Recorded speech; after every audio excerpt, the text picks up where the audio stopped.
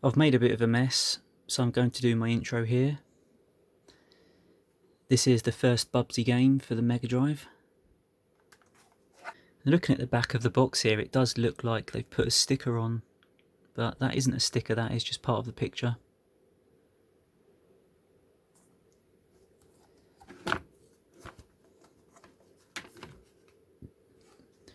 This is one of those Accolade games in a different sort of cartridge. I don't really like the look of these cartridges, I prefer the Sega made ones. And also that's an incredibly thick instruction manual for just a platform game. So I've got this TV set up over here, but to capture the footage for this video, I don't use the TV. What I do is I use one of these old Climax digital capture dongle thingies and an old laptop. Alright, so let's plug in this cartridge and play some Bubsy.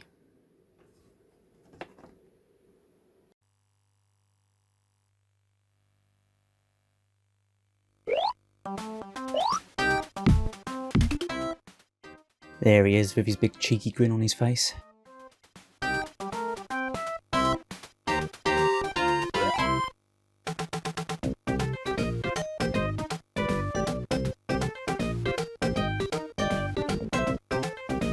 What could possibly go wrong?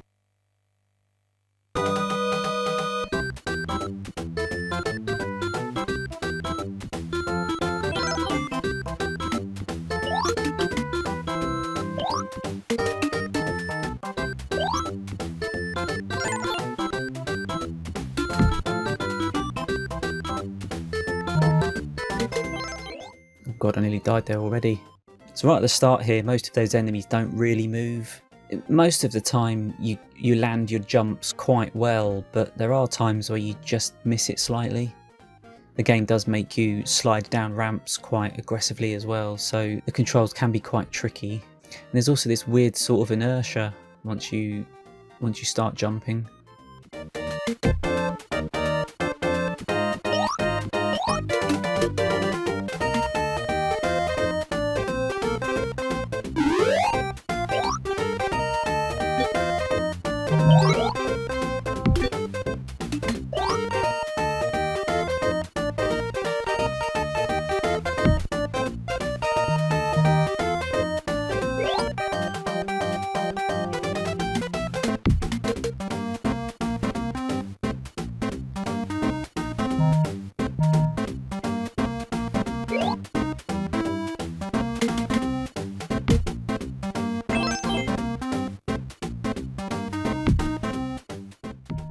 But yeah, you can see early on that this is someone's take on Sonic the Hedgehog, or the 90s mascot platformer.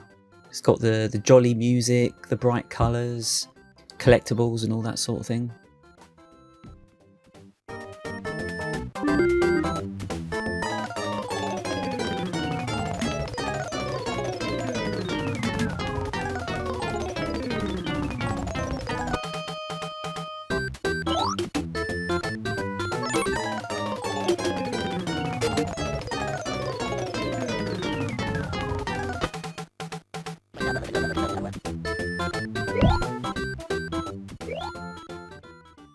But actually playing the game, it's not too bad to play it.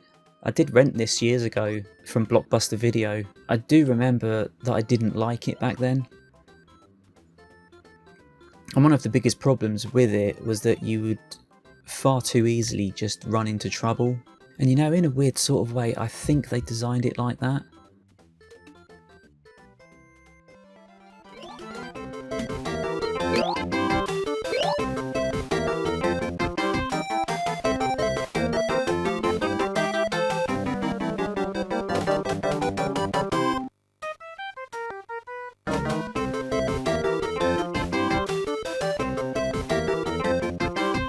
Did I mention I don't like height?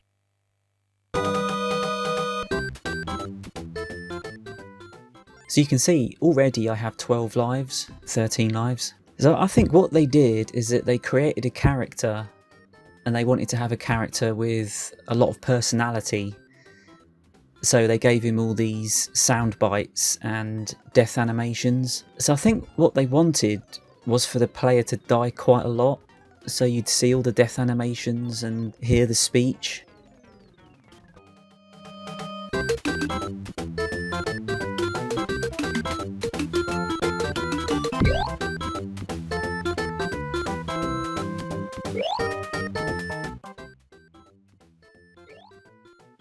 Okay, some of those cars actually kidnap you, so I wasn't too keen on jumping on it. The game controls quite well. I didn't really have much of a problem with it for the most part. There was the odd time here and there where I just couldn't land on the right platform, but the main issue I have with the game is really just the level design.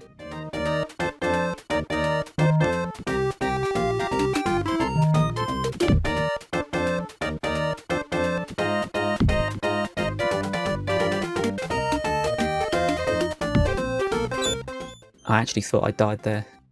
There's two problems with the level design really that I find, and one of them is that the levels are really massive. They're actually really big, but you sort of, a lot of the time you don't really feel like you've got a sense of where you are in the level.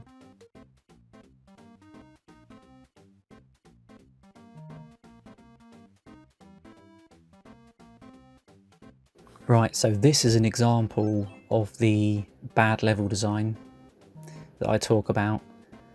You can see that I'm trying to look down just to make sure there's no hazards below me.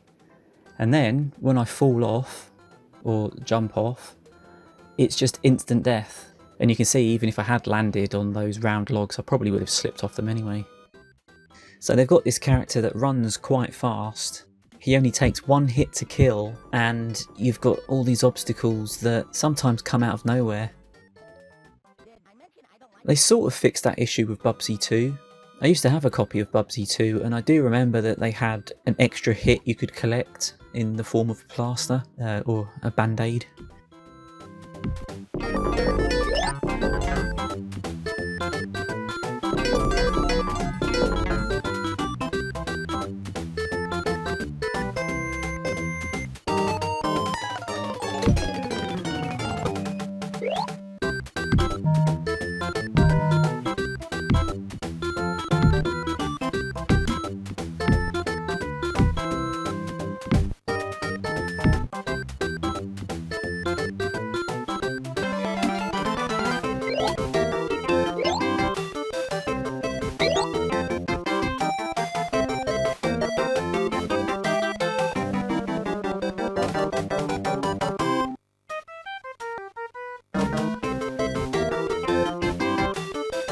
More like a bridge too short.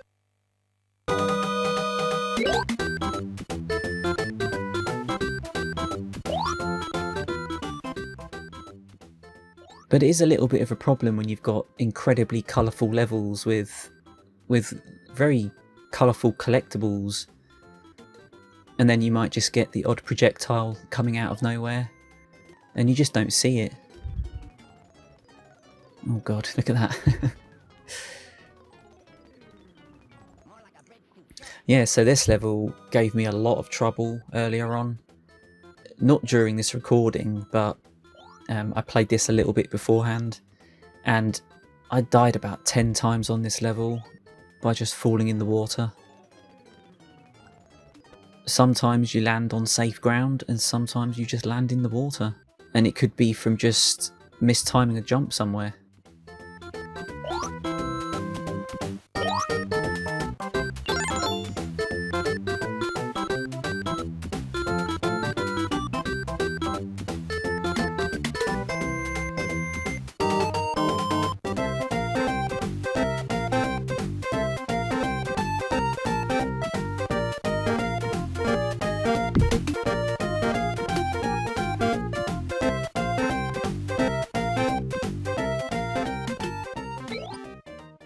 I do really have to talk about that whole Bubsy games are terrible thing. My take on it is that this game is actually alright. It's not brilliant, but it's a perfectly good platform game. Not as good as the best of the best on 16-bit platforms, but it's a perfectly good game. But then the games just sort of gradually got worse and worse as time went on. So the game after this, Bubsy 2, I used to have a copy of that, and I think I sold it at one point. It's a little bit like this. It's got all of these different sections to the music that play in different parts of the level. But it ends up sounding really scruffy because the music just keeps changing every 2 seconds. And I don't really know what they were going for there, but it really doesn't work very well. The game itself lets you control a little flying Bubsy that can help or hinder the player. So it does actually have 2-player co-op. But the levels themselves, I do remember the level design in those games being actually worse than they are in this game. I've heard that the team that made Bubsy 2 was not the same as the team that made Bubsy 1, and the team that made Bubsy 2 absolutely hated the character, and they didn't like working on the game. But again, I think Bubsy 2 ended up being an alright game. And I think a lot of people that owned it at the time really do quite like it.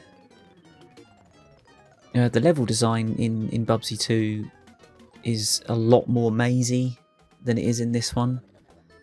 And so you do end up getting frustrated a little bit, just getting lost in samey looking levels. There's a Bubsy game for the Atari Jaguar. I have an Atari Jaguar, but I don't have that Bubsy game. And I don't really have much interest in buying it. I think that game is more of the same as Bubsy 2, but they've taken away the extra hit that you can collect, so you die in 1 hit on that game. But I think it's just another Bubsy game, and people might think it's worse than it is because of it being on the Atari Jaguar. Where did that projectile come from? A game that I do have a copy of is Bubsy 3D for the PlayStation. I only bought it out of morbid curiosity, really. I think I got it really cheap. I did a video of it a few years ago. But the thing about Bubsy 3D is that it was one of those games where the developers struggled to change from 2D to 3D. And it's so early on that it was before anybody else had made a 3D platformer. So you can imagine all of these different teams trying to make the first 3D platformer. They kind of had to work out the design from scratch. And with Bubsy 3D, they just simply made a lot of really bad decisions. The controls and the way the camera works, and what you actually do in a 3D world, and even, you know, the graphics modes and all that sort of stuff. They just made the wrong decision at every single turn. People saw videos of Super Mario 64 in action, and suddenly everything else just looked even worse. You know, so quite honestly, they didn't really stand much of a chance. I think Bubsy became even more annoying in that game as well.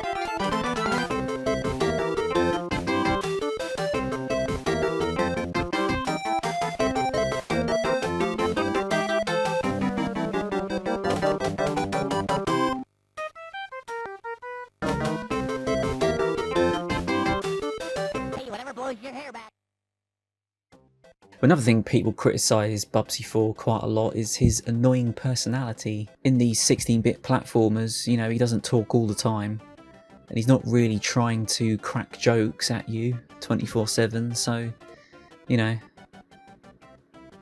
I think he's just about on the correct side of not being too annoying. Even though, like I said earlier, the developers making Bubsy 2 and the Jaguar Bubsy game really hated the character and all of his one-liners.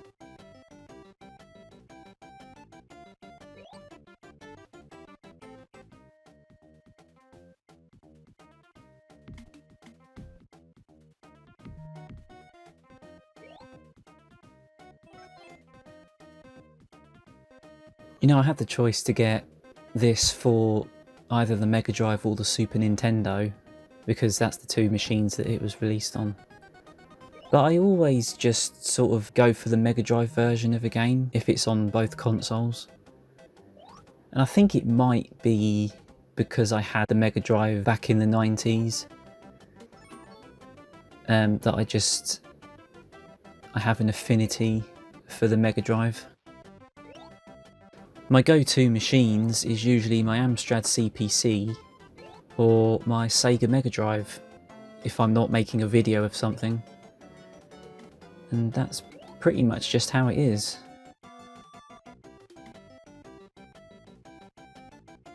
In terms of the two different games, they're almost identical on the Mega Drive and Super Nintendo.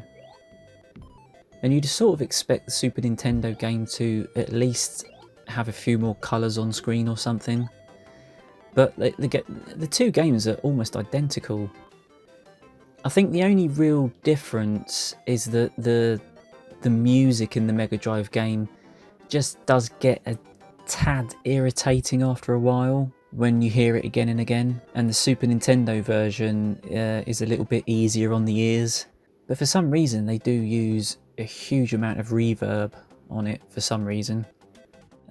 Thank you for watching, if you stayed to the end. If you've seen this video, please subscribe to my channel. It would be really nice if my subscriber base could grow a little bit. I've been doing this for a really long time, you know. Don't be afraid to write a comment if you've seen the video. So I'll end it there, and thank you very much for watching. Goodbye.